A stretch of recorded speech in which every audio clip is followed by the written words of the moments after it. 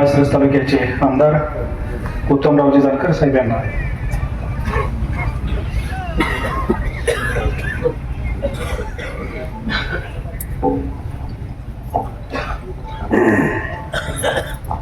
आज सकाळ सकाळीच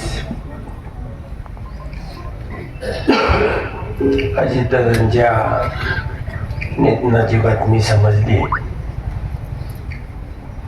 खरोखर माझ्या तरी अंगातून अवसानच गळून गेल्यासारखं झालं. एक महाराष्ट्राचा कणा मोडावा, आपलं सगळं सामर्थ्य गेलंय, अशा पद्धतीची भावना माझ्या मनामध्ये दाटून आली. कारण खासदार धैर्यशील भैया, मी आणि जिल्ह्यामधील 4 आमदार आम्ही 5 दिवसापूर्वी बारामतीमध्ये त्यांना भेटण्यासाठी गेलो होतो. जवळजवळ 1 तासभर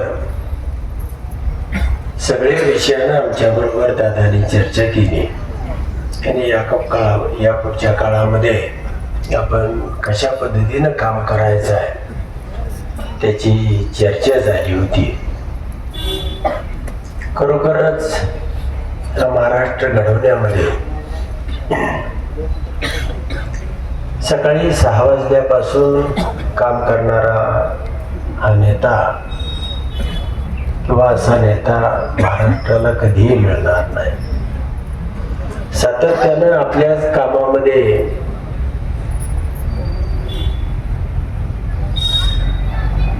आणि या महाराष्ट्राच्या प्रत्येक माणसाच्या अंगाला स्पर्श करण्यासाठी हा माणसाची धडपड अविरतपणे चालू होती. गेल्या 30 वर्षापासून अजितदादांचे हे रूप अवघा महाराष्ट्र पाहत होता. विचारानं इकडं तिकडं असतील, पण या माणसाचं कर्तृत्व हा महाराष्ट्र कधीही पुसू शकणार नाही. आणि ती उणीव गोपीनाथ मुंडे साहेबांनंतर खरोखर या महाराष्ट्राला प्रकर्ष म्हणजे सगळा महाराष्ट्र शॉकड झाला. सगळ्यांच्या डोळ्यामधून विशेषतः आपल्या तालुक्याच्या पश्चिम भागामधून फोन करतायत. ही चित्र अनेकाचं प्रपंच उभं केलं, अनेकांना सामर्थ्य दिलं. बारामती हा आपल्याच तालुक्याचा भाग अशा पद्धतीची भावना हृदयामध्ये होती. आणि अचानक हे वृत्त समोर आलं. आज आपण प्रचाराचा नारळ फोडणार होतो, पण या दुःखद घटनेमुळं आपण तो रद्द केलेला आहे. मला एवढंच या निमित्तानं सांगायचं आहे की निवडणुकीची ही धावपळ आहे आणि अशामध्ये ही घटना ही आपल्या सगळ्यांचं मन विचलित करून गेली. आपल्याला म्हणजे अवसान गळावं, आपलं सामर्थ्य संपावं अशा पद्धतीचं वातावरण या तालुक्यामध्ये झालेलं आहे. या तालुक्याच्या वतीनं मी अजितदादांना आणि त्यांच्याबरोबरच्या त्यांच्या 5 सहकार्यांना भावपूर्ण श्रद्धांजली अर्पण करतो आणि थांबतो. यानंतरची विनंती खासदार धैर्यशील मोहिते पाटील साहेब यांना, त्यांनी आपलं श्रद्धांजली या ठिकाणी अर्पण करावी.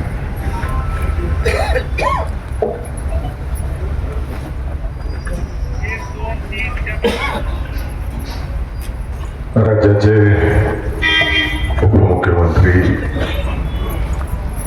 आदरणीय अजितदादांचा आज सकाळी जो विमान अपघात झाला, एक शिस्तप्रिय, वक्तशीरपणा, स्वच्छतेच्या बाबतीत कायम जागरूक असलेले आणि कार्यकर्त्यांच्या बाबतीत एक दिलदार नेता म्हणून ज्यांची ओळख होती ते आदरणीय अजितदादांचं विमान अपघातात सकाळी निधन झालं. त्यांच्याबरोबर काम करण्याचा मला आदरणीय मोठे दादांमुळे योग आला. मागे सोलापूर स्थानिक स्वराज्य संस्थांच्या माध्यमातून जे आमदार निवडले जातात त्या आमदारकीचं इलेक्शन होतं आणि जिल्ह्याचा आढावा देण्यासाठी दादांनी मला अजितदादांबरोबर थांबायला सांगितलं होतं. आणि योगायोग असा झाला की दादांची कडे गाड्या नव्हत्या म्हणून अजितदादांनी माझ्या गाडीत प्रवास केला. मी गाडी चालवत होतो, दादा समोर बसले होते. सोलापूर ते इंदापूर तालुक्याच्या बॉर्डरपर्यंत एकत्र येण्याचा योग आला. त्यावेळेस मी जिल्ह्यातलं काय परिस्थिती राहिली याचा आढावा दिला होता. आणि वेळोवेळी ज्यावेळेस अकलूजला यायची त्यावेळेस त्यांच्यावर चर्चा व्हायची. नुसतं राजकारणापुरतं अजितदादा कधी थांबले नाही. कधी कुठं आले, कायम सूचना देणार, कुठं काय बघितलेलं असेल ते करायला सांगणार. व्यवसाय असेल, शैक्षणिक क्षेत्र असेल, सगळ्याच क्षेत्राबाबतीत गाडा अभ्यास असल्यास नेता आणि शिस्तप्रिय नेता. आणि आमदार साहेबांनी जसं सांगितले की मागच्याच आठवड्यात आम्ही सगळेजण जाऊन आलो आणि एक जवळजवळ तासभर आमची चर्चा झाली जिल्ह्याच्या राजकारणाच्या दृष्टिकोनातून. आणि आम्हाला त्यांनी सूचना दिल्या. आणि एक चांगला नेता, बिनधास्त बोलणारा नेता, मागचा पुढचा विचार न करता सर्वसामान्य माणसाचं हित, राज्याचं हित हे डोळ्यासमोर ठेवून काम करणारा नेता आज आपल्यातून गेलेला आहे. मी सोलापूर जिल्ह्याच्या वतीनं, मोहिते पाटील परिवाराच्या वतीनं, आदरणीय मोठे दादांच्या वतीनं अजितदादांना आणि त्यांच्याबरोबर विमानामध्ये असलेल्या सर्वच सहप्रवाशांना सर्वांच्या वतीने या ठिकाणी श्रद्धांजली वाहतो. आणि सर्वांना विनंती करतो की आता आपण काही शुभारंभाचा कार्यक्रम घेणार नाही. जेणे आपापल्या प्रचाराला उद्यापासून लागायचं आहे. आता सगळ्यांनी 1-2 मिनिटं उभं राहून श्रद्धांजली व्हावी अशी विनंती करतो.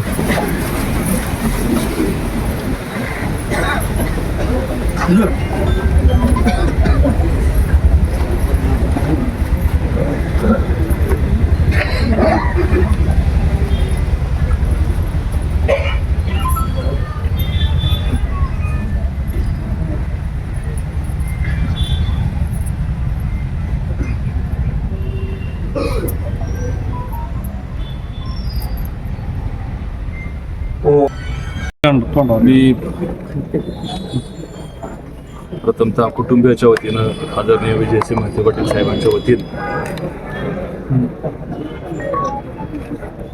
आणि संपूर्ण सोलापूर जिल्ह्याच्या वतीनं महाराष्ट्रातल्या तमाम अजितदादांवरती प्रेम करणाऱ्या कार्यकर्त्यांच्या वतीनं मी दादांना भावपूर्ण श्रद्धांजली या ठिकाणी अर्पण करतो. आदरणीय पवार साहेबांच्या कुटुंबाचं आणि आमच्या कुटुंबाचं, मोहिते पाटील कुटुंबाचे गेले 3 पिढ्याचे एक आपुलकीचे संबंध राहिलेले आहेत. राजकारणात कमी जास्त झाला असेल पण कधीही वैयक्तिक पातळीवरती ते नातं आम्ही कुणी कधी तुटू दिलं नाही. ते नातं दोन्ही कुटुंबानं जपलेलं आहे. आणि मी श्रद्धांजली अर्पण करतो. भरपूर आहेत आता नाही बोलता येत, बोलू नाही शकत. अलीकडच्या काळात नाही भेटणार नाही, आता नाहीच बोलता येत. मी परत बोलीन ह्याच्यावरती. पण एक आपल्यातला माणूस